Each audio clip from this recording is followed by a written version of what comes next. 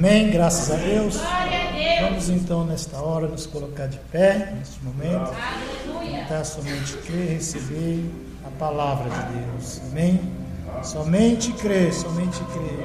Que Deus abençoe a igreja no nome precioso do Senhor Jesus Cristo. Amém.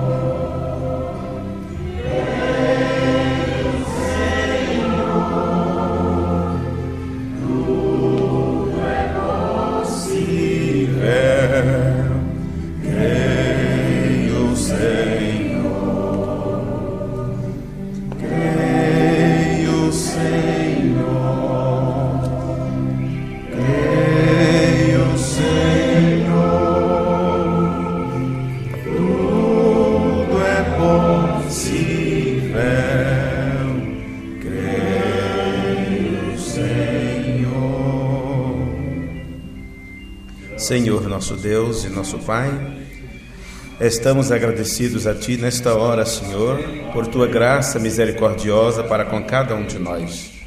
Obrigado por este dia e por este entardecer e por juntos podermos cultuar a Ti, ter companheirismo contigo, nos assentarmos juntos para ouvir a Tua palavra.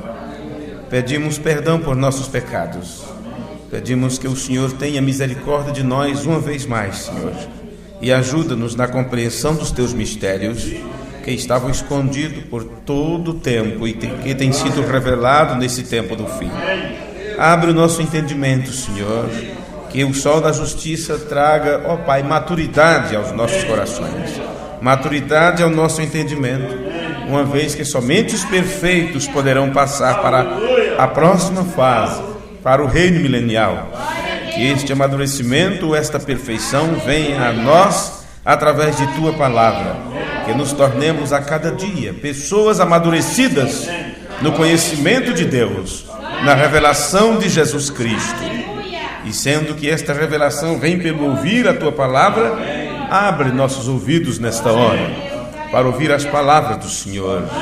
Abre nossas bocas, nossos lábios para Te louvar, para Te enaltecer, para falar a Tua palavra e para dizer amém àquilo que é a verdade. Nós Te pedimos isto no nome amoroso de Teu Filho Jesus, para a Tua glória. Amém. Amém. Romanos capítulo 8, vamos ler, meus irmãos, 2 versículos, versículo 14 e 15, para darmos a nossa introdução nesta hora, aos Romanos capítulo 8. Porque todos os que são guiados pelo Espírito de Deus, estes são filhos de Deus.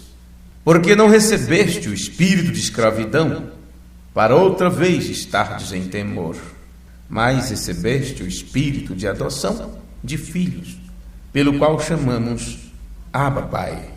Amém. Podeis sentar? Louvado seja o seu nome. Deus abençoe vocês. Nós estamos entrando hoje no livro 3, com o tema O Cumprimento de Deus. Estudamos o livro 1, o livro 2, e isso nos deu cerca de 14 cultos até hoje. O livro 3, sobre o cumprimento de Deus, uma mensagem entregue pelo reverendo Oliveira, no dia 6 de junho de 1988. Alguns dos que estão aqui não tinham nascido, outros não estavam na mensagem, outros nem crente eram, né? O Vicente está dizendo que não tinha nascido ainda? Em 88 já tinha, era cabelo branco, olha lá, viu? Sei. Quem quer ser muito novinho se torna mais velho, viu?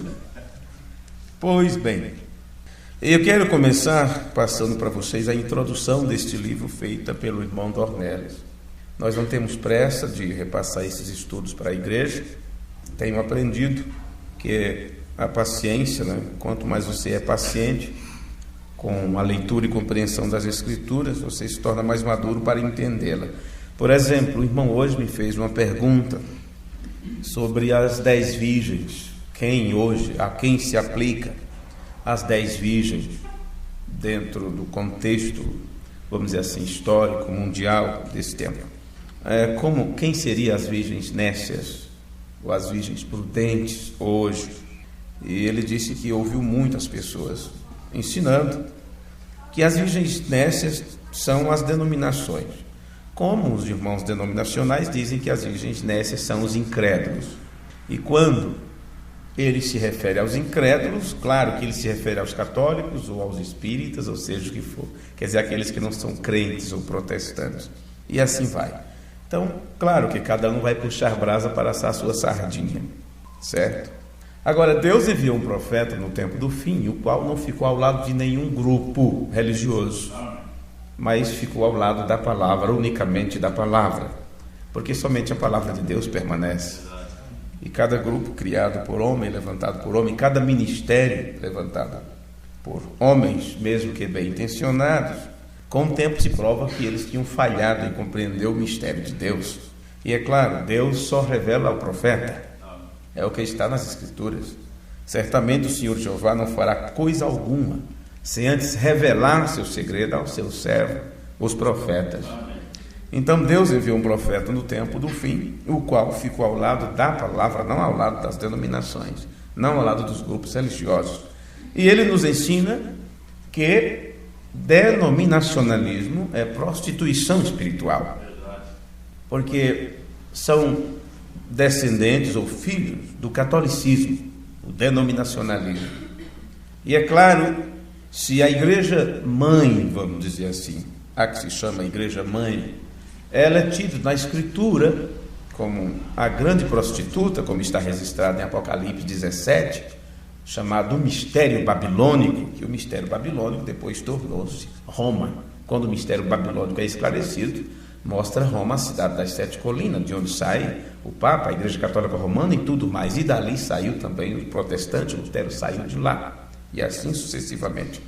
E isto é apresentado no livro de Apocalipse como a grande prostituta. Isto porque, mesmo ela dizendo que tem Deus como seu marido, ela então se prostituiu com os reis da terra. Em outras palavras, ela não segue a ordem do esposo, ela não segue a palavra de Deus, mas interpretações e outros deuses. Para começar, adora 3 deuses, sendo que Deus é um. Então ela tem 3 cabeças, tem 3 maridos. Então é chamada na Escritura de prostituta. As igrejas protestantes que saíram delas e se mantiveram com parte da palavra, são tidas na Escritura tal mãe, tal filha. Tal mãe, tal filha. Têm o mesmo calibre da mãe. São igrejas que também se desviaram da palavra de Deus. Agora diga-me, se denominacionalismo é prostituição espiritual, como pode uma prostituta ser virgem ao mesmo tempo? Então eu não posso aplicar hoje virgens nécia para o sistema denominacional, porque ou é prostituta ou é virgem, né? Então, se são virgens nécias, essas virgens nécias, mesmo elas não indo no arrebatamento, mas elas são salvas. E eu só posso entender pela luz da mensagem da hora que trata-se de pessoas que creram verdadeiramente nesta mensagem, mas não tinha um vaso, corpo, espírito e alma, pronto, preparado, predestinado para absorver todo o conteúdo doutrinário da revelação de Jesus Cristo para esse tempo do fim. Elas tinham azeite, tipo do Espírito, em parte, com a qual puderam caminhar até certa distância. Elas só não podem ir no rápido porque elas não conseguiram absorver toda a palavra. Então posso estar falando nesse instante para virgens nécias e para virgens prudentes. Os 2 grupos são salvos, com a diferença que as virgens prudentes serão levadas no arrebatamento, as virgens nécias ficarão para passar pela grande tribulação e morrerão, pagarão com suas vidas. No entanto, são salvas, só vão sofrer, enquanto as virgens prudentes não provarão a morte, serão arrebatados, vivos, transformados vivos. Ok, Porém, comecei a falar isto falando sobre a forma de ser paciente na compreensão das Escrituras. Se o irmão fez esta pergunta, subiu demais aqui.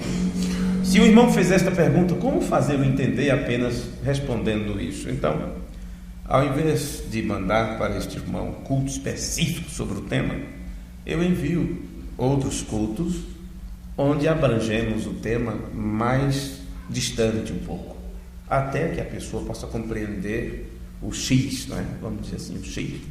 Não é só dizer o que significa isto, e você dizer isto significa aquilo. Antes temos que mostrar o porquê, o significado. Então, eu não tenho nenhuma pressa, as pessoas podem ler um livro, podem ler uma mensagem, podem ler um sermão. E temos aqui vários sermões que saem, a cada mês sai um sermão. Está atrasado do mês anterior, porque eu não tive tempo de buscar no correio, voltou para a editora e aquela coisa toda. Mas todos os meses vocês têm novos livros traduzidos. E vocês, os que são bons na leitura, leem aquilo rapidamente para ler o próximo. Tudo bem que isso é maravilhoso, você tem realmente que ler. Porém, não me diga que você entendeu tudo que está ali, porque o tempo prova que você não entendeu. Então, quando vamos de forma bem devagar, com paciência, comparando Escritura com Escritura, aí você vê que muita coisa você passou por alto. É assim a Escritura, né? Quantos que foram batizados em nome do Pai, Filho e Espírito Santo? Foram batizados nos títulos, melhor dizendo, e não no nome. E acharam que estava correto, porque está em Mateus 28, 19. Só depois de caminhar tantos anos no Evangelho, é que vê na Escritura que o que Jesus pediu, os discípulos cumpriram. E eles cumpriram quando utilizaram o nome do Pai, Filho e Espírito Santo na hora do batismo, que é Senhor Jesus Cristo. Aí a pessoa diz, então me negaram o nome, eu preciso ser batizado corretamente. Veja, a princípio você acha que entende, você acha que crê, quando na verdade você está dando os primeiros passos, né? E dar os primeiros passos não significa que você pode correr, ganhar numa disputa, né? Você apenas está dando os primeiros passos. Tem tantos tropeções ainda até você se tornar adulto, né? Por enquanto você pode chorar como uma criança, mas vai chegar o momento que você vai conseguir formar frases e até articular, vamos dizer assim, discursos e tudo mais. Bom, então o livro de número 3, nós vamos começar com a introdução do irmão Dornelles. O apóstolo Paulo nos diz que Deus opera em nós tanto querer como o realizar. E embora muitos cristãos possam até certo ponto ignorar isso, o desejo que eles possuem de estarem o mais próximo de Deus e de viverem de acordo com os ditames de sua palavra e dos seus mandamentos, foi colocados neles pelo próprio Deus para que tudo isto se cumpra. E Ele mesmo tem auxiliado aos seus filhos para o cumprimento desses desejos em comum. Eu falei isto há uns 3 cultos atrás. O desejo que você tem de vir à igreja não é porque você tem esse desejo.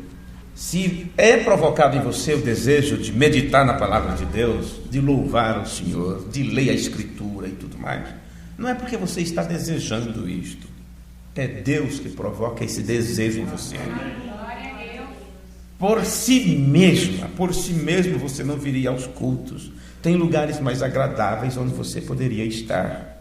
Tem lugares melhores onde você poderia estar. Melhor no sentido humano falando. Mas por que você deixa de lado e vem para a igreja? Se você observar e você olha o seu dia a dia e você diz, eu poderia visitar um parente, eu poderia ir na casa de fulano, eu poderia receber visitas em casa, eu poderia estar tranquilo em casa, e você percebe que o lado humano te amarra um pouco para ir aos cultos, ou até mesmo para, em sua casa, ler a Escritura, porque tem tantos outros entretenimentos. Então, quando você consegue se livrar de seus pensamentos, de seus julgamentos, de seus pareceres pessoais, você percebe que você quebra alguma barreira e você faz aquilo que humanamente você não faria. Isto mostra que Deus entrou em cena. De alguma forma você deu a preeminência para que o Espírito Santo agisse através de você. Então, quando você vem para o culto, é Deus vindo à igreja, Ele mesmo ouvir sua própria palavra. É Deus em você. Você nunca busca a Deus, você nunca procura dizer, eu vou procurar servir a Deus. Isso não seria diferente do que construir uma torre de Babel. porque não é o homem que busca Deus, é Deus quem busca o homem. Então Paulo diz que é Deus quem opera em nós, tanto querer quanto o realizar este querer. E desde quando o primeiro homem caiu, houve esse desejo de adquirir perdão de Deus e de herdar a imortalidade. Deus inseriu nos genes, na alma humana, esse desejo de perdão. Se o próprio Deus inseriu em você o desejo de perdão, então é claro que Ele também tem colocado em você esse desejo de perdoar. Então, quando você não sente desejo de perdoar, ou não sente prazer em outorgar, dar, distribuir perdão, você está em sérios problemas.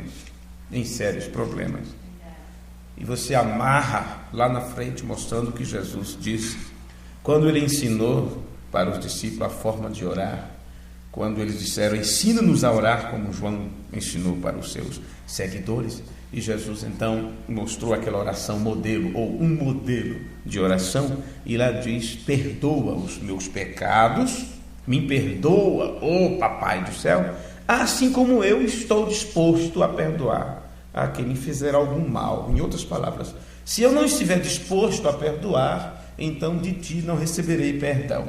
Me perdoa o quanto que eu perdoo. Então, se Deus não colocou em você esse desejo de perdoar quem te ofende, quem te maltrata, quem te persegue, quem não merece tua atenção, se Deus não colocou em você esse desejo de se perdoar e de perdoar, então mostra que em você não há também esta conotação com Deus, ou esse desejo de você ir atrás de perdão. O que significa que se você ofender a Deus, não tem ali o Espírito de Deus para dizer ao teu coração, você está em problema, é melhor você se arrepender. Veja, não há nada te acusando. E se não há nada te acusando, claro que a Bíblia diz, se o teu coração não te condena, você está em paz para com Deus. Você veja, nós não podemos esquecer todos os lados. As pessoas dizem, meu coração não me condena, eu estou bem com Deus. Como você pode estar bem com Deus se está então indo em desacordo com a sua palavra? Se não está fazendo sua vontade? Então pode acontecer isso, de você estar em paz com o seu coração, com a sua alma. Por quê? Deus tem te perdoado, ou você pode estar se sentindo em paz consigo mesmo, porque você acha que não tem ofendido a Deus, que está tudo bem, que você não tem que pedir perdão, coisa nenhuma. Veja, e isto mostra que você pode estar numa situação bem complicada, não é? Bem complicada.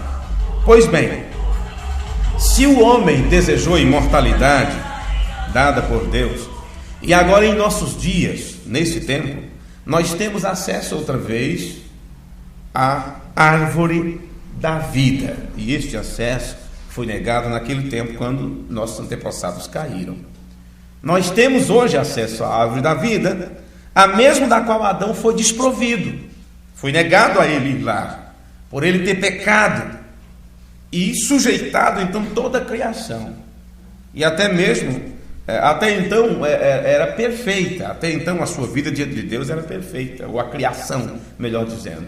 Mas quando o homem pecou e foi negado a ele o direito de ir até a árvore da vida, você sabe que ele foi proibido de se alimentar da árvore da vida, então a vaidade e a maldição tomou conta também da criação.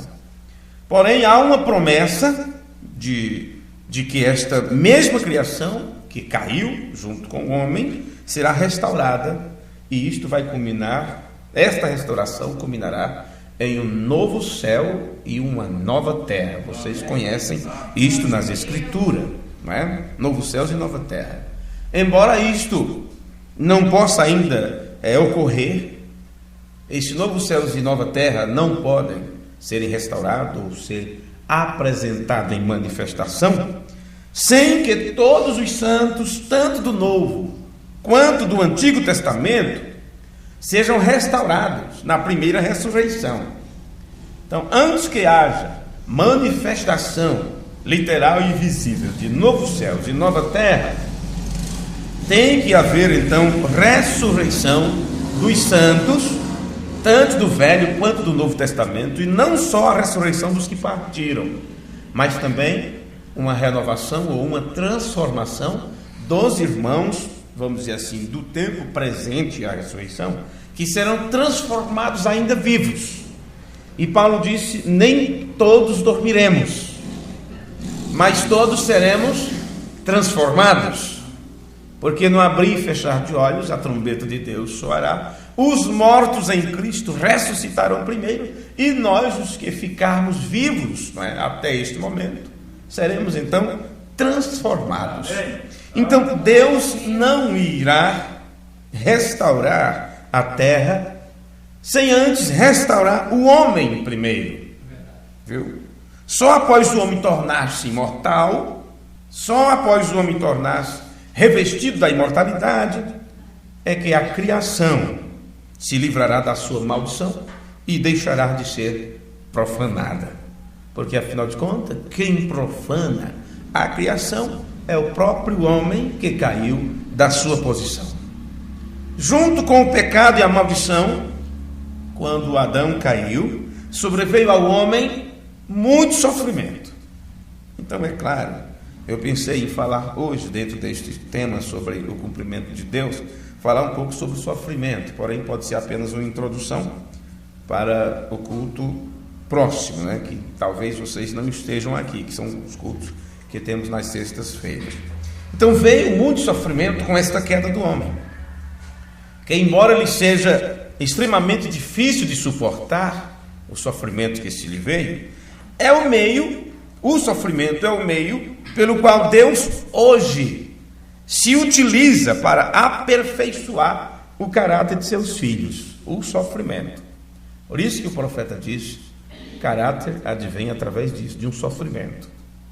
Uma palavra mais clara que ele diz: caráter não é dom, é vitória.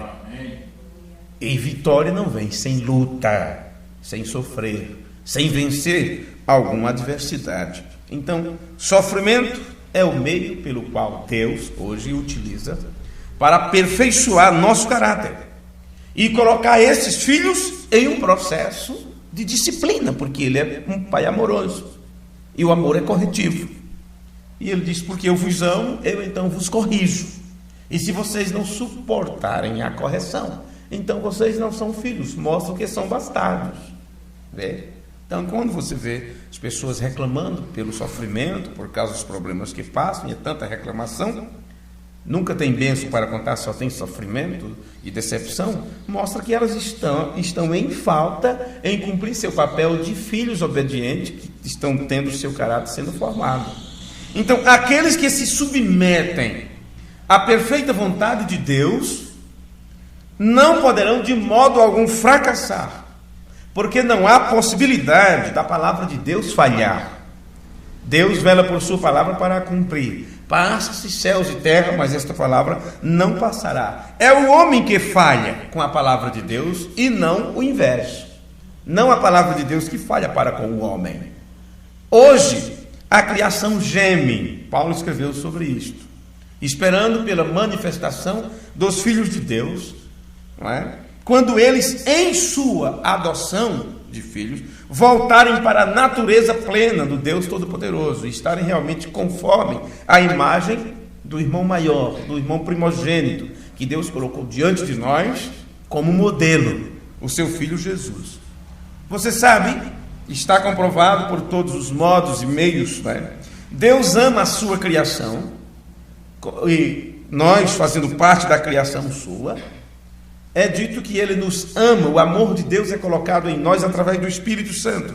Deus ama a sua criação e não permitirá que nada, absolutamente nada, se perca. Por isso que o seu plano leva tudo ao cumprimento. Nada que Deus criou se perderá. Da mesma forma, da mesma terra que foi amaldiçoada por causa do pecado, e que haverá de ser restaurada, Deus também tirará os corpos de seus filhos, porque quando você morre, esse corpo vai para a terra, espírito para Deus, corpo para a terra que o gerou, e isto vai ser consumido, vai virar pó, vai virar outra vez qualquer elemento pertencentes à terra, e assim sucessivamente. E como essas coisas não se perdem, como o som não morre, como que estamos falando, como as coisas que você fala não morrem, continua a soar por aí afora. Por isso é bom ter cuidado com suas palavras, ter cuidado com o que você fala. Foi dito, não saia palavras torpes da vossa boca. Então, quando você falar algo indevido, é melhor você buscar o perdão de Deus, porque esta voz ficará existindo, ecoando, e no dia do juízo será mostrada a você as coisas que você disse. E se não foram coisas boas, Jesus disse, por tuas palavras serás condenado ou justificado. Então é melhor termos cuidado com as palavras que saem de sua boca, porque uma vez que elas saem, não volta mais, você não tem como apagar aquilo, a menos que haja conserto. Então o sangue de Cristo, a borracha de Deus, apaga aquilo. Mas se não houver conserto, se não houver arrependimento, se não houver uma arrumação da forma correta sobre aquilo e as coisas que você fala, então com certeza isto voltará a você no grande dia do julgamento. Então é melhor acertar isso enquanto você pode, Porque lá não tem como você retroceder mais, voltar atrás do que você fala. Então Deus, assim como nada vai se perder, e você faz parte da criação de Deus, seu pó veio desta terra, Deus também tirará os corpos de seus filhos no dia da ressurreição e os glorificará. Então a primeira ressurreição trará isso. Estamos vendo paulatinamente o cumprimento do 7º selo neste tempo, e isso está vindo de uma forma tão tremenda, uma compreensão tão alta, e com certeza isto fará com que haja uma separação, uma divisão, um peneiramento, onde alguns grãos passam e outros serão retidos na peneira da palavra, porque a compreensão do grande 7º selo, ou a revelação de Jesus Cristo para esta hora, a chuva de ensino para o momento, que é o batismo do Espírito Santo, ou fruto para a temporada, não será para todos, uma vez que a fé ou revelação não é de todos. Se fosse para todos, todos se salvariam, porque pela graça sois salvos através ou por meio da fé, que é revelação.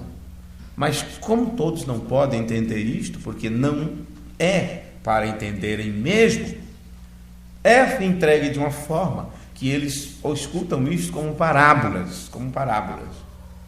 E Jesus disse que falava em parábolas para que alguns entendessem e fossem salvos. E aqueles que não foram predestinados para serem salvos nunca vão entender, ficarão questionando, colocando interpretação, aumentando ou tirando, e assim sucessivamente. Estamos paulatinamente vendo o cumprimento do 7º selo, que é quando o tempo e a eternidade se misturam.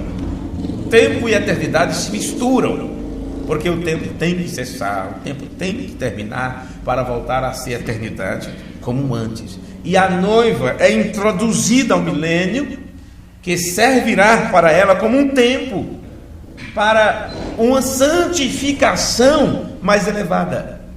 O milênio é para uma santificação mais elevada da noiva, da igreja de Jesus Cristo.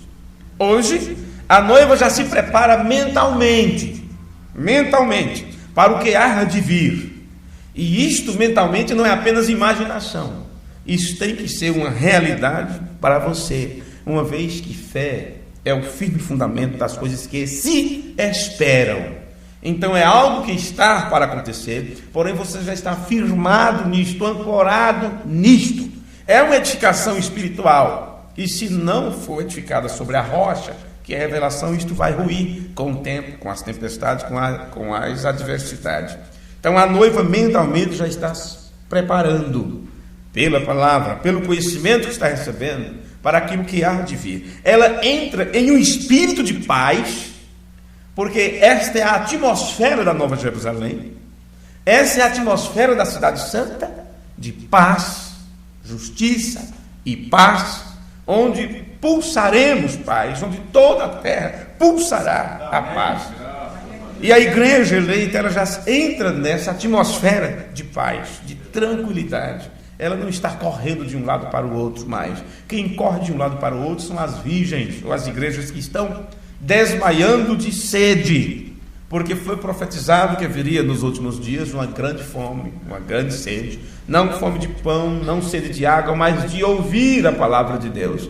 E é dito que desmaiarão correrão de um lado para o outro, buscam aqui, buscam ali, procurando sustentabilidade, não encontram, só encontram decepção para todos os lugares onde vão. Se alegram por um tempo, mas não há ali fertilizante apropriado para que a semente germine. E o que ouviram, por verdade que seja, aquilo se perde.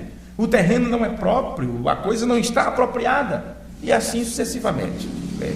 Então, é nesse tempo que todas essas coisas acontecem. E enquanto o mundo está nesta correria de um lado para o outro, a noiva de Cristo, que está vivendo em um mundo invisível e espiritual, continua nesta terra, neste mundo, mas guardados pela palavra, de acordo com a oração de Jesus que ele fez ao Pai em João 17. Não os peço que eu os tire do mundo, mas os livre do mal, os livre do presente século mal, e assim sucessivamente. Então ela entra em um espírito de paz, ela entra em um espírito de alegria, ela se satisfaz com a lei do Senhor, que é perfeita, ela está feliz com o que ela aprende.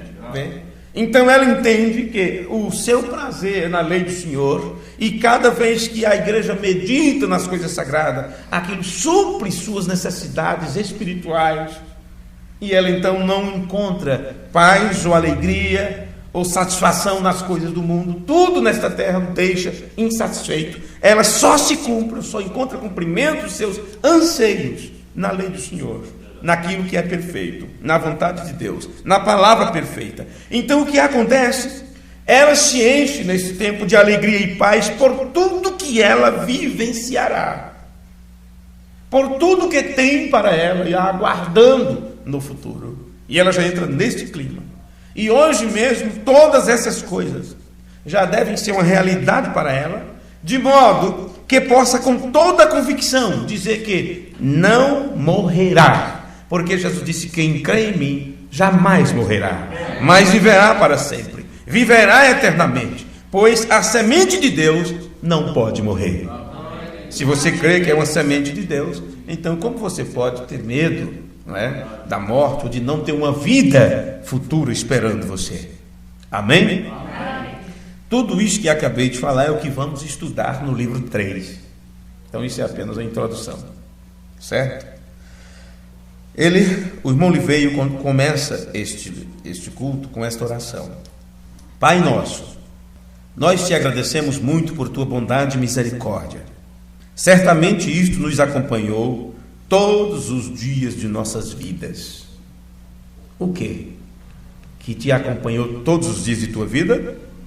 Veja, a bondade de Deus e a misericórdia de Deus. Olhe para o seu passado, veja as pessoas que nasceram no teu tempo, que conviveram com você. Observe quem estudou contigo nos antigos colégios. Imagine quem brincou com você nos recreios, quem brigou com você, quem se tornou teu inimigo ou inimiga ao longo da trajetória, quem conviveu contigo durante todos esses anos. Volte a reencontrá-los nesse tempo e veja em que eles estão, como eles estão, o que eles têm.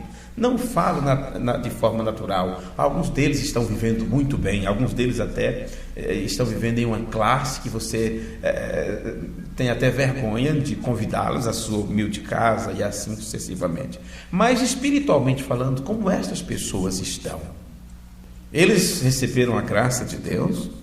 Conhecem o que você conhece? Aprenderam o que você aprendeu? Por que será que você hoje está na situação que você está, ouvindo de Deus, aprendendo de Deus? Quantos livramentos você teve? Você poderia estar em qualquer outro lugar, como dizem, eu podia estar assim, eu podia estar assado, eu podia estar matando, eu podia estar roubando, não é assim que eles dizem, né? E você sabe, pegando um gancho disto aqui, isto é dito para não sugestionar, mas para atingir, vamos dizer assim, a tua bondade, né? A tua bondade, a tua apiedação, não sei se essa palavra existe, não existe, estou criando ela agora, para que você se apiede, tenha piedade, tenha dó, e doe, e entregue. Então ele diz: olha, eu poderia estar matando, eu poderia estar roubando. Me diga. Claro, é uma situação bem complicada, porém, em a pessoa estar dependendo de ajuda, ou de estar necessitando pedir na rua, esmola, uma ajuda para isso, para aquilo, é tão boa assim a situação a ponto dela apresentar outra situação como sendo pior do que aquela? Não sei se eu estou me fazendo entender. É claro que nem todos que pedem necessitam pedir, se acostumaram com pedir. Temos conhecido pessoas ricas, mas estão pedindo esmolas, vestido de mendigos, mas pedindo esmola, porque enriqueceram assim, pedindo esmola. Isto é uma situação muito miserável, muito mesquinha, muito pobre, muito pobre. Diferente de quem é pobre, mas está enriquecendo a muitos. Diferente desses que são ricos, mas são miseráveis a ponto de empobrecer outras pessoas. Agora, se a Bíblia diz: nunca vi um justo passar fome, nem a sua descendência mendigar o pão, então uma pessoa que está mendigando, como pode apresentar uma situação pior do que aquela como uma justificativa? Isso não é justificativa. Não é justificativa.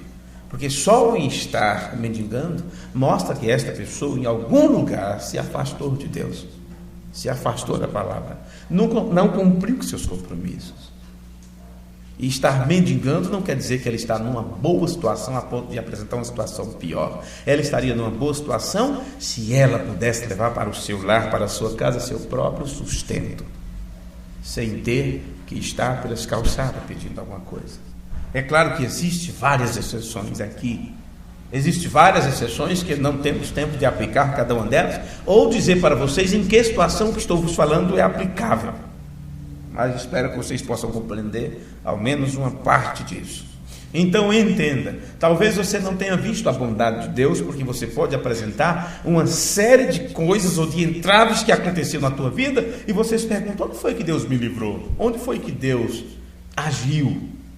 Se tudo acontece de ruim, muitas pessoas dizem isto e apresentam isto.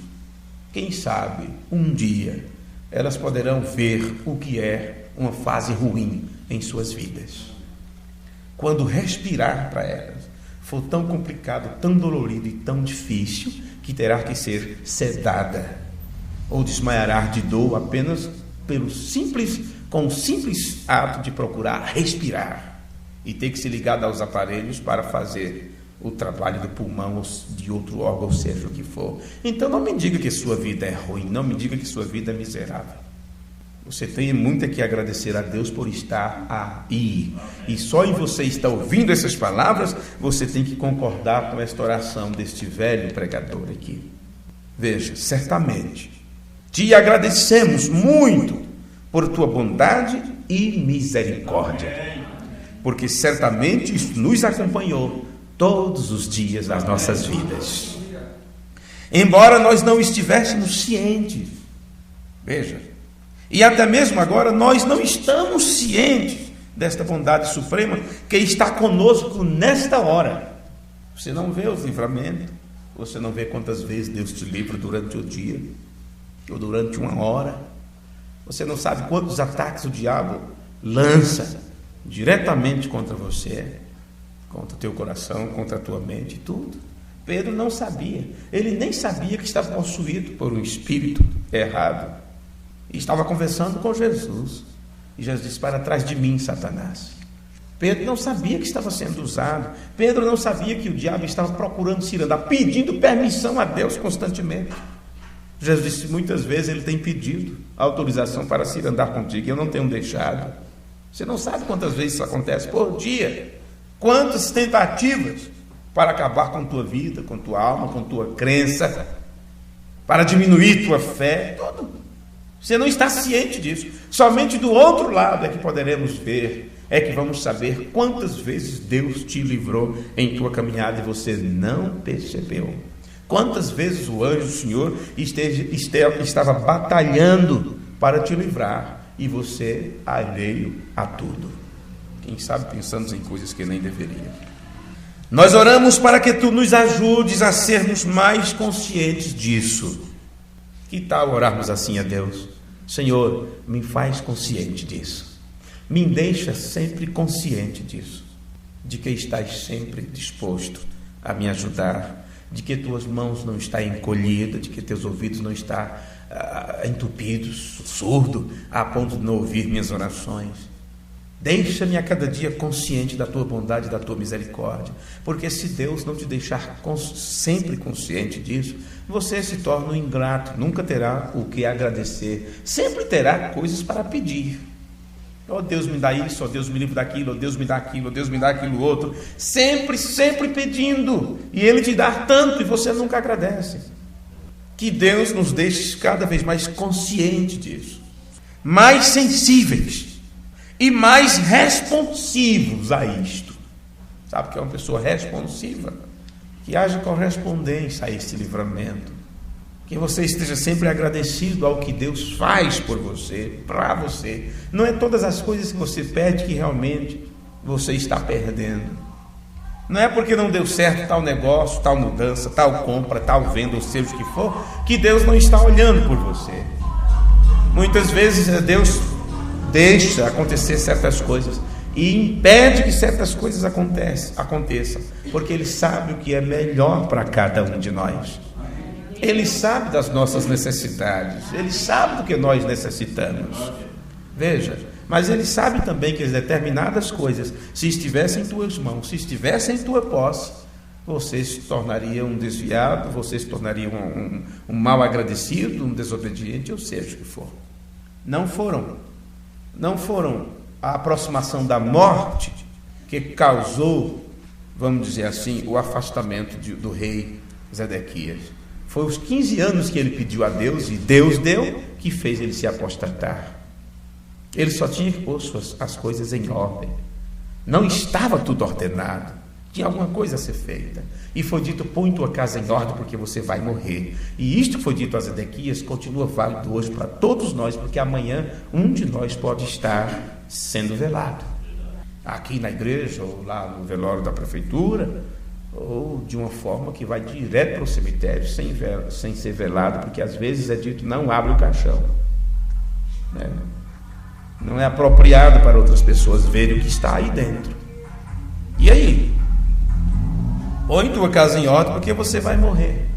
E ele pediu a Deus, chorou e se reclamou, e foi dizer para Deus quanto tempo ele já tinha servido. Olha, eu sempre te servi, eu sempre fui uma boa pessoa, eu sempre fiz isto, eu sempre fiz aquilo. Por isso mesmo, é por você ter procurado servir a Deus, você só tem umas coisinhas para fazer e ir embora. Então, no período de 15 anos que ele recebeu, em alguma faceta ali, em alguma trajetória, em algum dobrar de esquina, ele se desviou, ele fez algo que não deveria ter feito. Melhor tivesse morrido naquele tempo, não tivesse choramingado. Viu? Então, muitas coisas que você reclama por Deus não ter feito, por Deus não ter respondido, não pense que é porque Ele não ama, não olha para você, porque Ele sabe melhor. Ele sabe melhor. Ele sabe melhor. Que possamos ser mais responsivos a isso e te amar nosso próximo, em servir a ti, servir a nossos semelhantes. Eu achei tão interessante, tão cristã, esta oração do irmão Oliveira, quando ele pregou o sermão Cumprimento de Deus, número 13. Porque como você pode amar a Deus sem amar seus semelhantes? Como você pode servir a Deus sem servir as pessoas? Então você pode encontrar em algum momento de sua vida que você deseje tanto servir a Deus, mas servir aos outros já não tem esse desejo. Você não quer servir a ninguém, não quer ceder para quem quer que seja, ou ser uma ajuda ou uma bênção para os outros. E no entanto, você está desejando servir a Deus, tem alguma coisa errada aí. Duas coisas principais que você não pode esquecer: amar a Deus sobre todas as coisas e ao próximo. Você não pode amar a Deus sem amar as pessoas. Você não pode amar a Deus sem amar seus inimigos, porque é muito fácil você amar quem te ama. Isso é uma troca. Mas você é chamado para um plano maior, para um desafio a mais. Desafio de filho de Deus. Está sendo morto, crucificado, flagelado e dito: perdoa-os. Eles não sabem o que faz. Ah, mas fulano conhece, fulano sabe o que é certo e errado. Porém, não está sabendo o que está fazendo. Alguma coisa o está atrapalhando, alguma coisa a está deixando meio aérea. Senão serviria você com dedicação, cuidaria do lar com mais esmero, com mais amor, respeitaria você com mais honra de dama, de cristã, seria um esposo mais amoroso, mais carinhoso, mais prestativo, e assim sucessivamente. O que está acontecendo?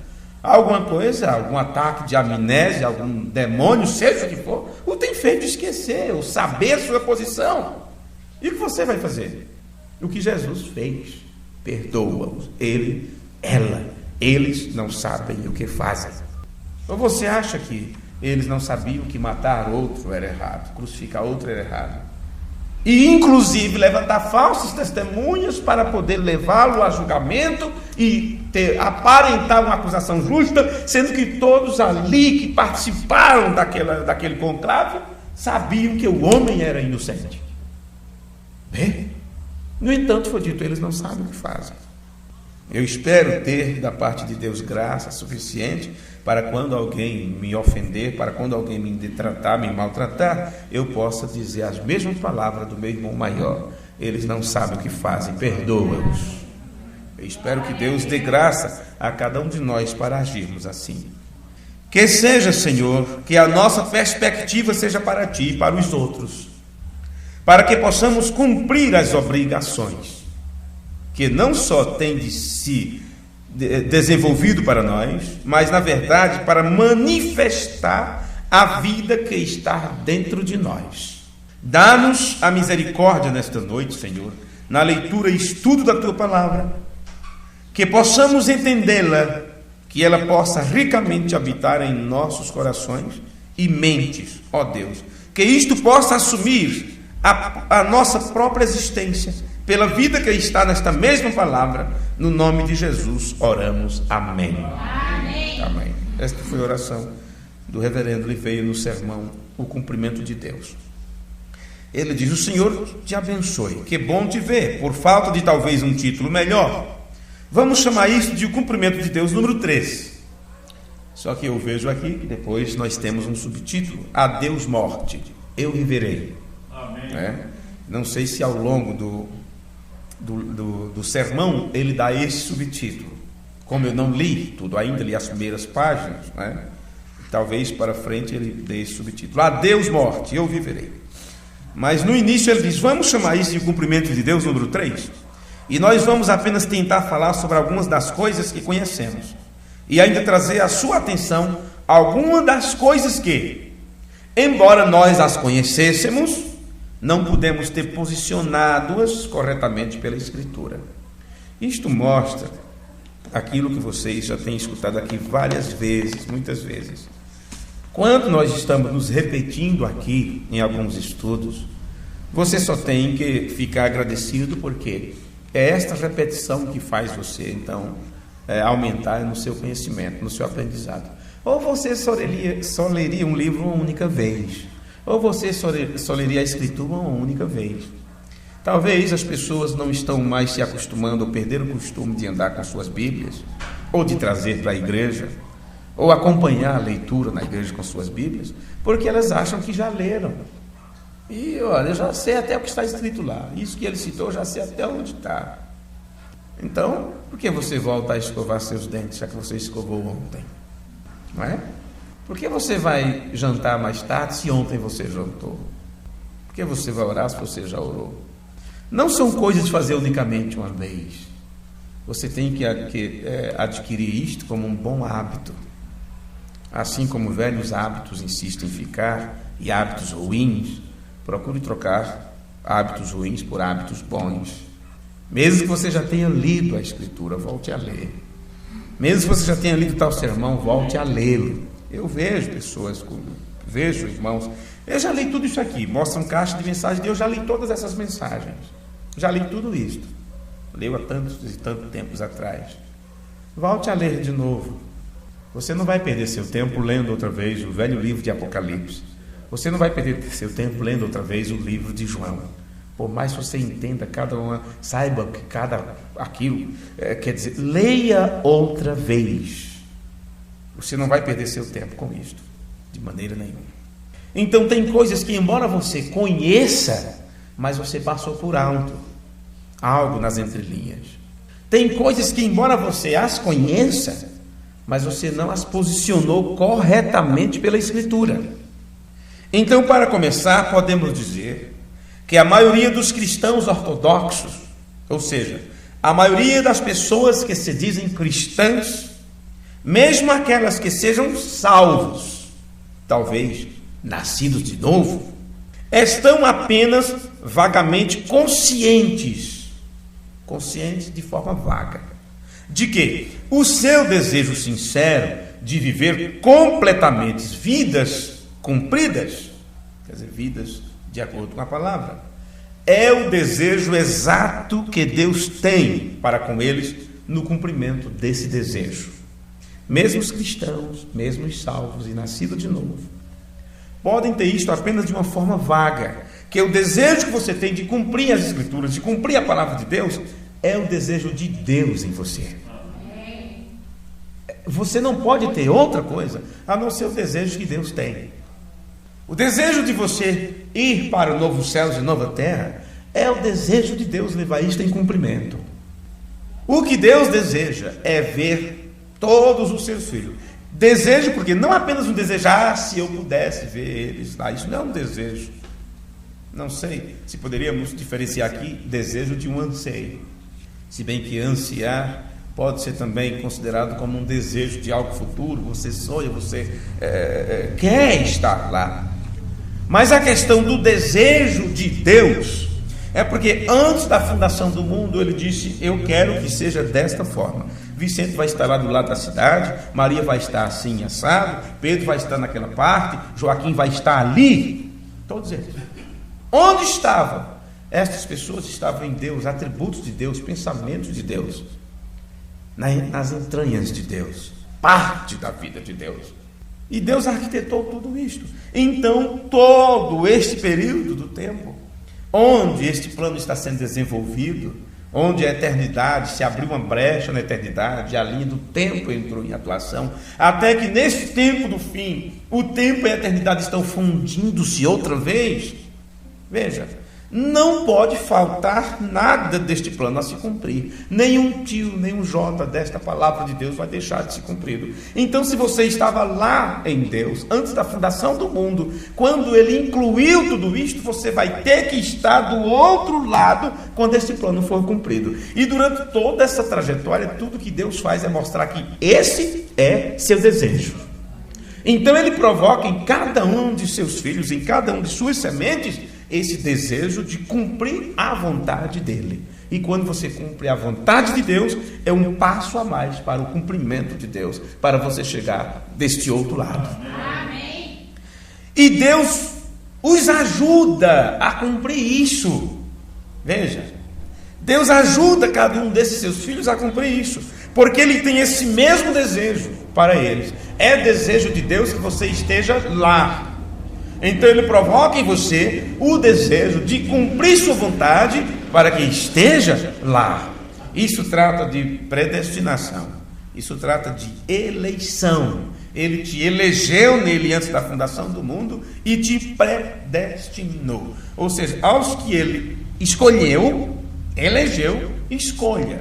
Entre todos, Ele escolheu você. Então Ele também te predestinou. Ou seja, eleição é o que aconteceu lá na eternidade passada. Predestino é o que está no futuro para ser cumprido, no grande cumprimento de Deus. Se Ele te elegeu, então Ele te predestinou para estar na cidade santa, na Nova Jerusalém. E agora, quando olhamos para o homem caído no pecado, muitas pessoas pensam que o homem não tem os desejos que Deus tem. E agora isto é verdade. Quando o homem está caído no pecado, porque quando Adão caiu no pecado, o desejo que ele teve foi fugir de Deus, foi não arcar com a responsabilidade, se tornou um irresponsável. O que ele tinha que fazer era procurar Deus, procurar o perdão de Deus, porque há uma diferença muito grande aqui em você fazer algo errado e procurar conserto, se arrepender e procurar consertar, e você ser pego em flagrante e dizer: oh, eu estou arrependido. Então se arrependeu porque foi pego em flagrante, se arrependeu porque foi visto, como diz, com a mão na boca da botija, né? Assim fala, né? Se nunca tivesse sido pego, se nunca tivesse dado um flagrante, se nunca tivesse descoberto, você continuaria. O que mostra que o arrependimento não é correto, que o arrependimento não é justificado, que o arrependimento não é verdadeiro. É um remorso porque sabe que vai ter que arcar com a responsabilidade, porque foi inquirido a isso. Mas se não fosse, continuaria como irresponsável toda a sua vida. Continuaria pecando todo o tempo. Continuaria no erro todo o tempo. Aí está a diferença entre uma pessoa que se arrepende e um que apenas tem remorso. Se não tivesse sido pego, se ninguém soubesse, se fulano não tivesse descoberto, se ela não tivesse sido contado, se alguém não tivesse sufocado, quer dizer, você estaria bem em sua zona de conforto, fazendo tudo errado. É muito diferente esse tipo de arrependimento para quando você sinceramente diante de Deus se arrepende de seus malfeitos e procura não fazer mais. Porque foi sempre o que Jesus disse: não faças mais para que não te aconteça coisa pior. Foi assim? Pois bem, o homem caído no pecado, estamos nos relacionando aqui, eu falando sobre Adão e falando também no homem em geral atual. O homem caído no pecado. Muitas pessoas pensam que o homem não tem os desejos que Deus tem, e isto é verdade. Porque quando se está caído em pecado, o desejo que tem é fugir da presença de Deus. Mas nós estamos falando sobre o cumprimento. Há um cumprimento pelo qual o homem deseja. Se você é uma semente de Deus, você tem esse desejo, porque Deus colocou isto em você. Se você não é uma semente de Deus, de alguma forma, você também tem um desejo de ser uma pessoa melhor, mesmo fazendo errado, mesmo rindo da cara de Deus. Como eu disse no culto passado, uma pessoa não se torna espírita para ser uma pessoa pior. Uma freira não adentra um convento, fica lá com aquele pano na cabeça, raspa a sua cabeça, coloca aquele pano e tal, coloca uma aliança para dizer que é casada com a Santa Madre Igreja. Não é para ser uma pessoa pior. Eles querem ser melhores. Porque é uma tendência, o ser humano, por natureza, ele é um ser religioso. Religião quer dizer cobertura, né? Mesmo fugindo da realidade, mesmo fugindo da verdade de Deus, porque adentra-se a uma religião para fugir da realidade, porque pensa: estou na igreja, estou na religião, pertenço à igreja e tal, e está tudo bem comigo, tem alguma coisa aqui que me cobre e tal. Mas não é assim. Isso é folha de figueira que Adão procurou para cobrir sua vergonha, para cobrir sua nudez. O que ele deveria fazer era ter procurado Deus, ter procurado a realidade, ter procurado a verdade. O que as pessoas deveriam fazer era procurar Deus em sua palavra, não Deus em uma religião. Então, por natureza, você é um ser religioso, sempre estará atrás de uma cobertura, né?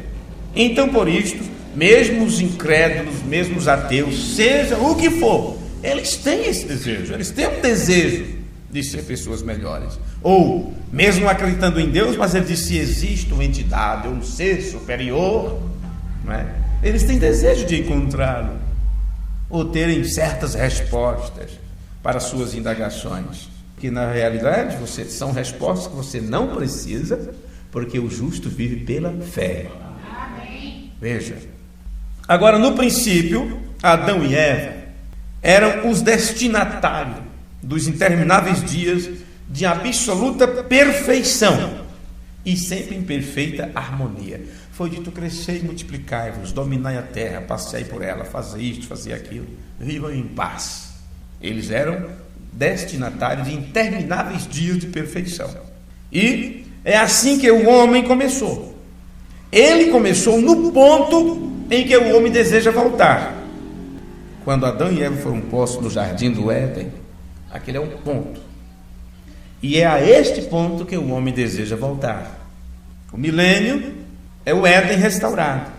William Branham disse que o pilar de fogo está aqui, a coluna de fogo tem vindo, tem se manifestado nesse tempo, para nos conduzir ao milênio. Isto quer dizer, nos levar à condição em que estava Adão e Eva antes da queda, em perfeita harmonia com o Criador. Veja, Agora, é evidente, naquele momento em particular, na composição da raça humana das duas pessoas, Adão e Eva, que Eva não estava muito bem ciente daquela perfeição. Eu estou lendo as primeiras palavras de Livei no sermão O Cumprimento de Deus, número 3. E eu não posso ter pressa com isso, preciso abranger muitos pontos para ver se nós fixamos algumas ideias que nós precisamos ter a respeito deste cumprimento de Deus. Se Adão e Eva estavam em absoluta perfeição no Jardim do Éden, algo aconteceu. Mostra que Eva não estava satisfeita com aquilo que ela tinha. E sendo que estamos sendo levados outra vez para o reino restaurado, porque é Deus em Cristo, Cristo na igreja, a igreja no reino restaurado. Então nós temos que entender algo. Quando chegarmos a este reino restaurado, a este milênio, a este novo céu e nova terra, nós estaremos na perfeição absoluta do Deus Todo-Poderoso e teremos que estar ali não por uma obrigação de ter que estar, mas por o cumprimento ter chegado, como diz Apocalipse, estar cumprido. Eu sou o Alfa e o Ômega. Então, quando você estiver ali, todos os anseios terminaram e você estará plenamente satisfeito com o pulsar da paz verdadeira que flui do trono de Deus e do Cordeiro. Então não haverá mais perguntas, tudo será resposta. Não haverá mais o que buscar, porque todas as suas buscas terminaram. Você encontrou tudo o que você necessita. Estar uno com Deus. Deus, tudo em todos. Amém. Mas nos disse tudo isto para também salientar esta parte, que se você lá estará satisfeito com o cumprimento de Deus, então essa satisfação tem que estar abrangente agora em nossa alma, através do conhecimento deste futuro que Deus está te dando agora. Isso significa que se você alcançar a plena revelação de Jesus Cristo neste tempo, então isto deve selar o teu destino e te batizar no Espírito Santo. Então você para de procurar pelo em ovo, a menos que o ovo esteja podre. E ele começa então a ficar todo peludo, não é assim? Que horrível. Não é unicórnio para você estar encontrando chifre em cavalo. Então tem que existir algo que ancore tua fé, que não haja questionamento. Isto também mostra, com isso também eu quero aproveitar a oportunidade para dizer a vocês, que muitos param e não procuram mais. Eles ficam apenas em justificação e santificação, e não procuram o selo da promessa, não procuram o selo da redenção. Você não pode parar por aí. Ou seja, uma mente que é ungida pelo Espírito Santo, ela para a sua procura, ela descansa, como Ruth ficou descansando aos pés de Boaz. A igreja descansando. O 7º selo te põe em descanso. E esta mente dominada pelo Espírito, estará aberta para o próximo passo de Deus, para o próximo trovejar de Deus, para o seguimento desta revelação. Mas você não estará insatisfeita, como Eva estava, como se o que Deus tivesse dado não fosse suficiente. Eu gostaria de ser mais claro sobre o ponto insatisfação com a revelação. Isso é um bom título para uma escola, não é? Insatisfeitos com a revelação. Pois bem, Eva não estava muito bem ciente daquela perfeição. Então, eu posso dizer para vocês que as pessoas que possam ou podem estar na condição de Eva, mesmo tendo recebido de Deus, vamos dizer assim, o potencial do novo céu e nova terra, o potencial da nova Jerusalém, o conhecimento disto, o conhecimento correto disto, como Abraão tinha, e peregrinou em busca desta cidade, foi beneficiado com o encontro do rei desta cidade, Melquisedeque, o rei de Salém, uma abreviação a Jerusalém, e assim sucessivamente. Muitos que podem estar na situação de Eva receberam de Deus a comissão disso, porém se mostram insatisfeitas com o que têm. Pode ser por este fato, não estar consciente do que Deus deu, não estar consciente do que já tem em mãos. Eva não estava bem ciente daquela perfeição, daquilo que estava em sua posse, ou que não acreditava que o que ela tinha fosse perfeito.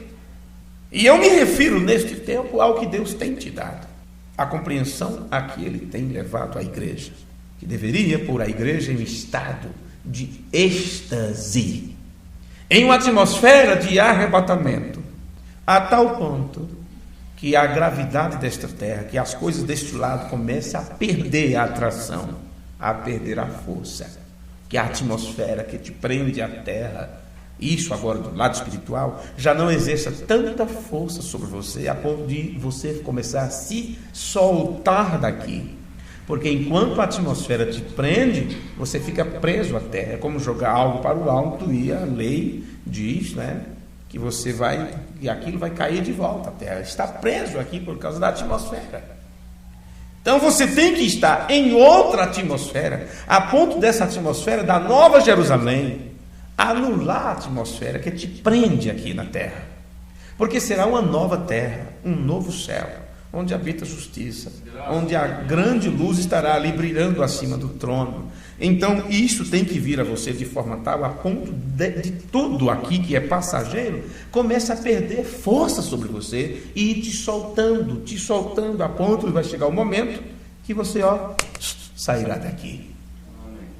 Não abrir e fechar de olhos. As pessoas procurarão e não te encontrarão. Sumiu. Rápido. Então a igreja precisa estar consciente disso, que aquilo que Deus tem dado deve ser o suficiente para ela entrar nessa atmosfera de êxtase, essa atmosfera de rapto, e não ficar como Eva duvidando. Ela tinha o que ela necessitava, mas ela pensou que poderia adquirir algo mais, alguma coisa a mais. Sim. O que acontece? Ela poderia ter sentido que houvesse algo de uma ordem mais exótica, que ela estava perdendo e que pudesse chegar a isso, e assim ganhar a perfeição. Agora, isto é algo que você tem que pensar, porque Eva foi evidentemente, de alguma forma, enganada. Você sabe disso. Eva foi enganada. É claro que Eva estava em um estágio de inocência. E uma pessoa em um estado de inocência é como uma criança que você chega e diz assim: olha, não fale com estranho, não é assim? Não fale com estranho, não pegue balinha de quem quer que seja, não pegue comida aí de quem oferece, quem dá para você alguma coisa. Às vezes tem que dizer isso para muitos irmãos. Cuidado com a conversa com estranhos. Seu linguajar bonito, seu linguajar que você diz: meu Deus, olha que coisa profunda, olha que cabeça. O diabo é astuto, o diabo é religioso, o diabo conhece a Deus, o diabo conhece a palavra de Deus, o diabo citou as escrituras para Jesus. Mas a igreja é tão inocente, mas somos tão inocentes. Era assim que Eva estava, inocente. Viu? Paulo teve temor a isso. Ele disse: eu sei, eu estou preparando vocês, estou pregando a vocês, escrevendo estas cartas como uma virgem que é apresentada para o seu marido, mas eu temo, meu temor é esse, que do mesmo jeito que a serpente enganou a Eva, também os vossos sentidos sejam corrompidos. É assim que acontece com uma criança, quando o adulto como é que chama o nome, meu Deus? Aliciamento.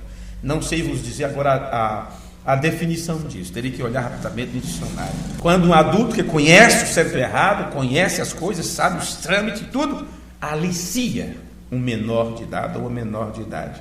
Por isso o crime contra menor de idade é tão severo, porque são tidos como inocentes, que ainda não têm estrutura mental, apesar de que hoje as crianças entendem mais das coisas do que nós os velhos, mas juridicamente e tal, elas não têm estrutura, e inclusive psicologicamente, claro, nem precisa entrar em definições aqui, elas não têm a estrutura que você, que já alcançou a maturidade, tem. Então, com facilidade, elas são sugestionadas, são enganadas, são seduzidas.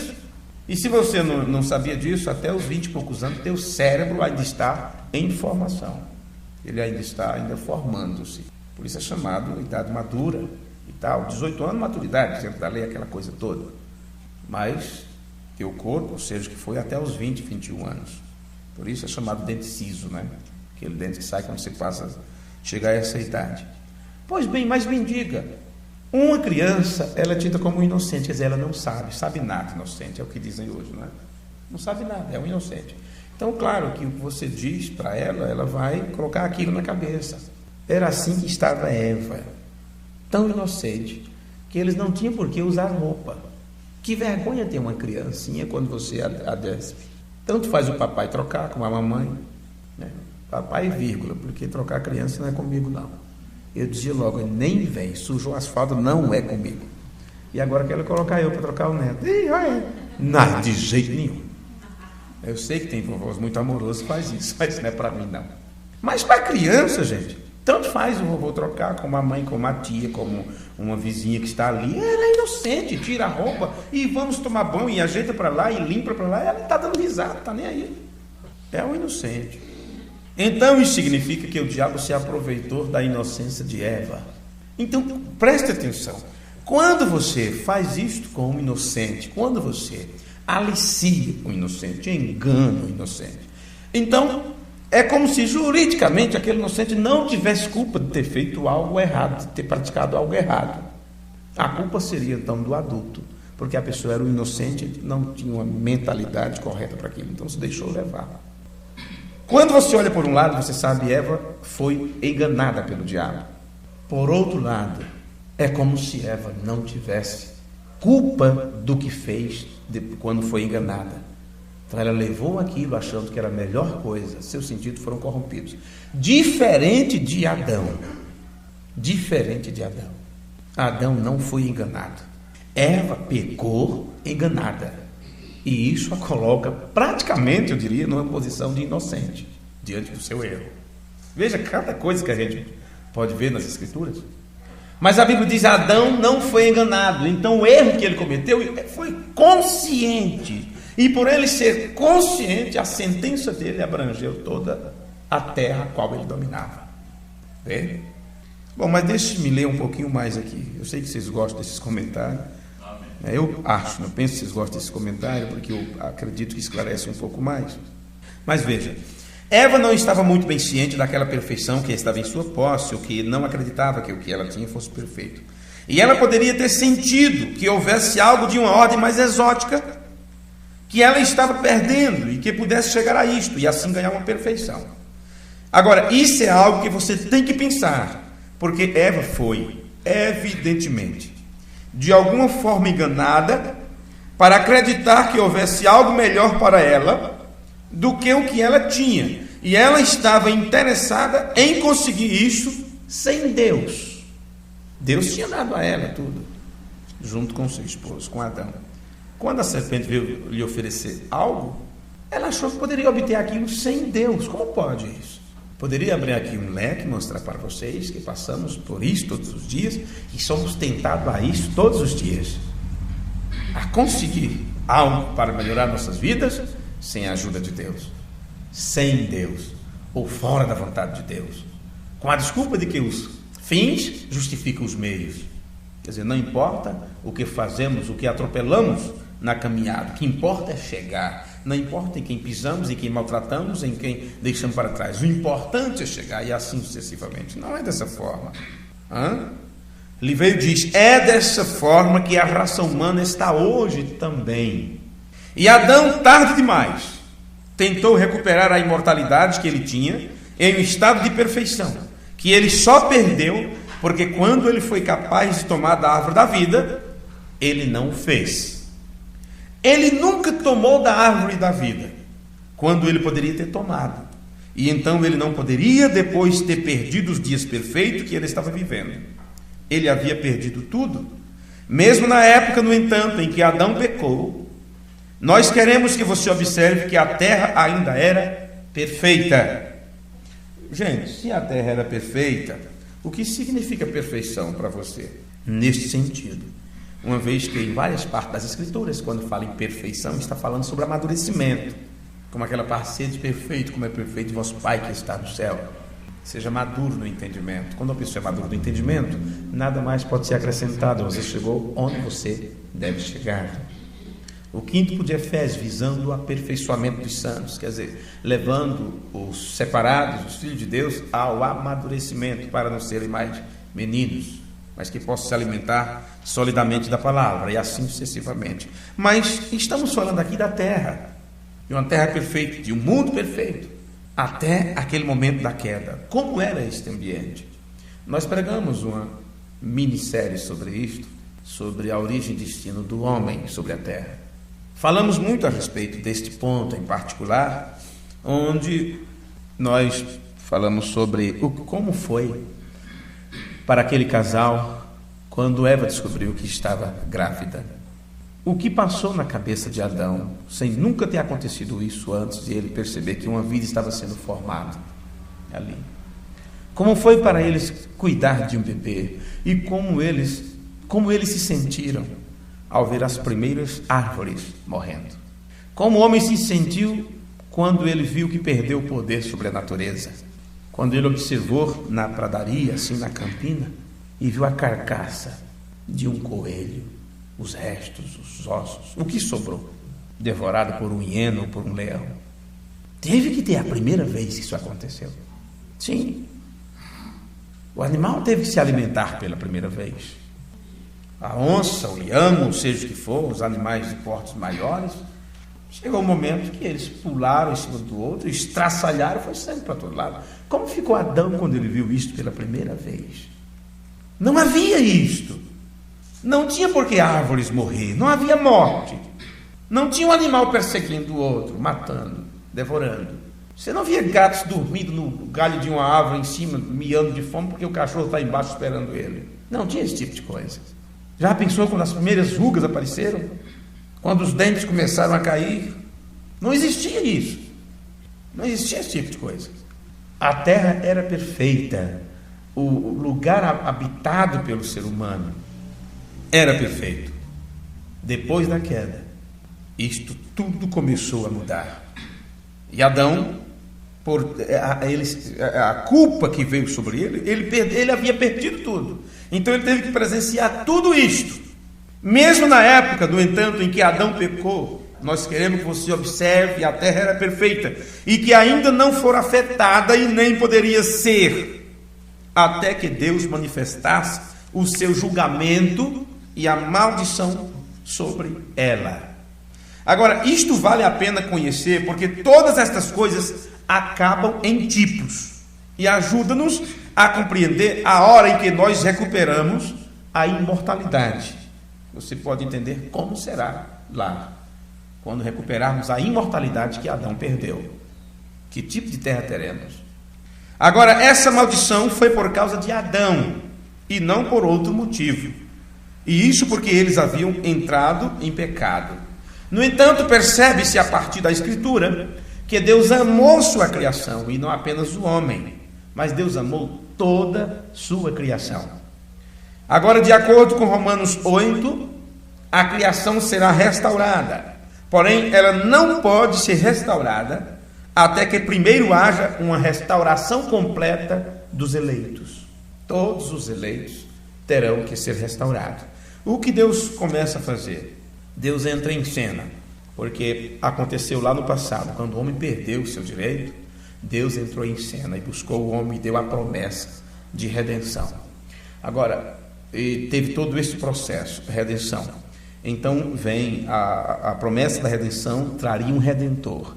Então o redentor entrou em cena vindo à plenitude dos tempos, o Filho de Deus, que seria o redentor parente, Deus e homem ao mesmo tempo, tanto Deus quanto homem, o Filho de Deus.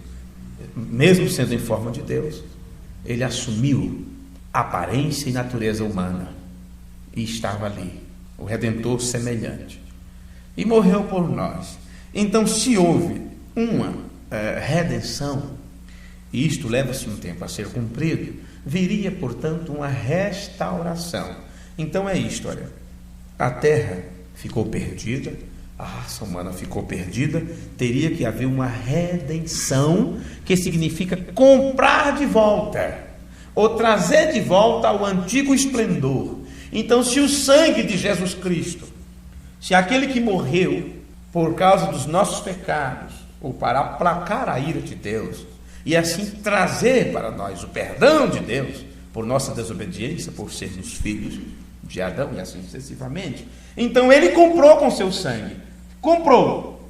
Uma vez comprado, para que volte ao antigo esplendor, tem que haver uma restauração. E para que venha esta restauração, se durante esse período de queda, até chegar o Redentor, e a mente humana andar perdida e vagando longe de Deus, no tempo da restauração, tinha que se começar restaurando primeiro nossa mente, restaurando nossa maneira de ver, de entender as coisas, restaurando nossa crença, restaurando nossa fé. Então é dado para nós a promessa de um restaurador. E Jesus disse: Elias virá primeiro e restaurará todas as coisas.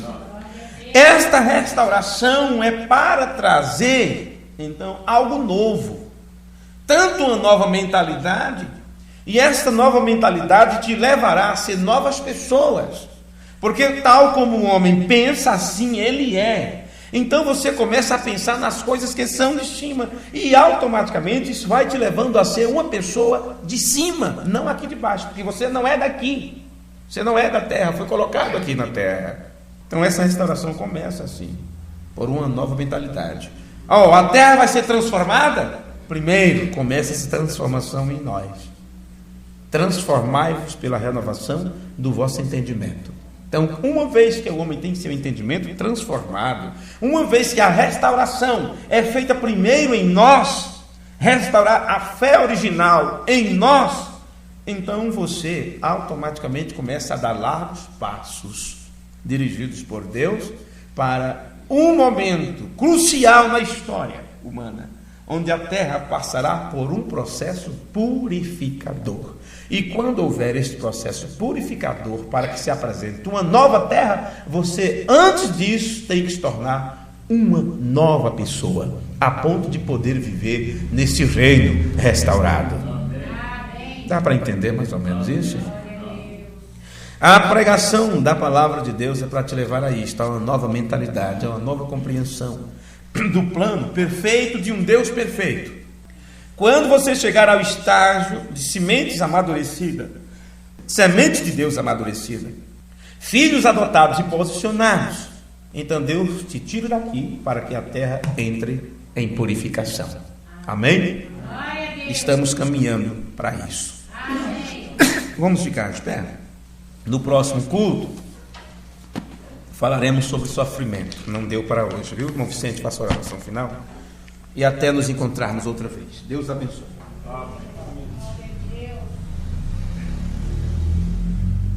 Amém? Amém. Você gosta de ouvir isso?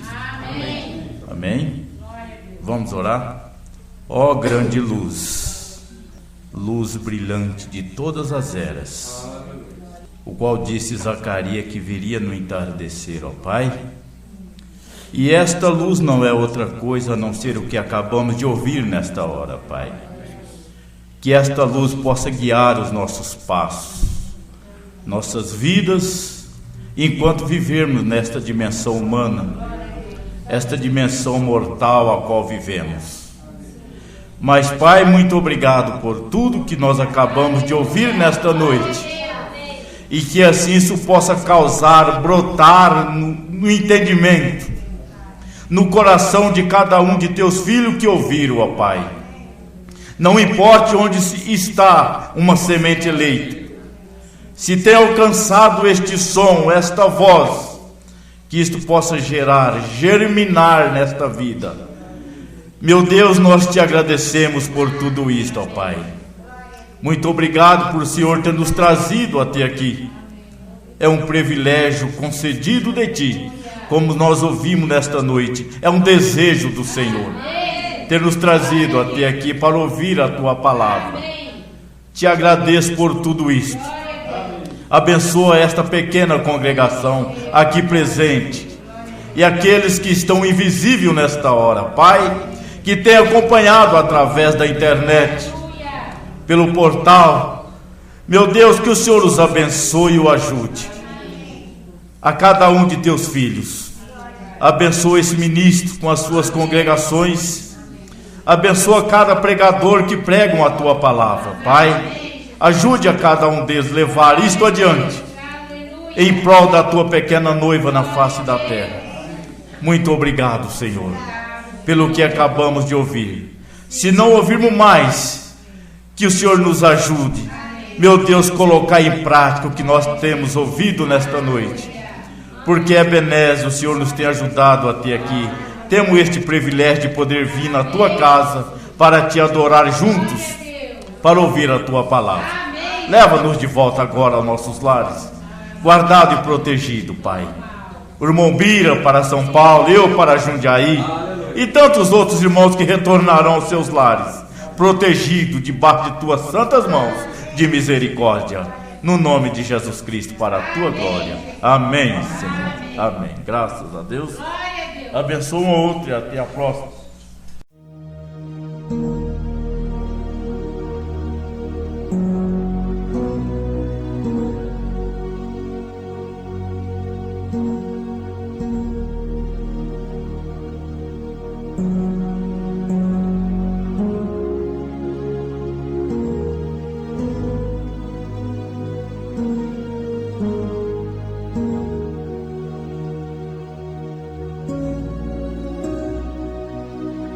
Thank you.